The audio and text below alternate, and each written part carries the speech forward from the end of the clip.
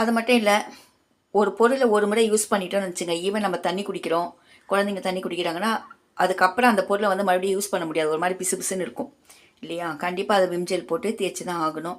அப்படி தான் தேய்ச்சிட்ருக்கேன். யாருக்கெல்லாம் சாமான் தேய்க்கிறது பிடிக்கும், சாமான் தேய்ச்சி அதை காய வச்சு எடுத்து அந்தந்த இடத்துல வைக்கிறதுக்குள்ளேயும் போதும் போதும்னு ஆகிடும்.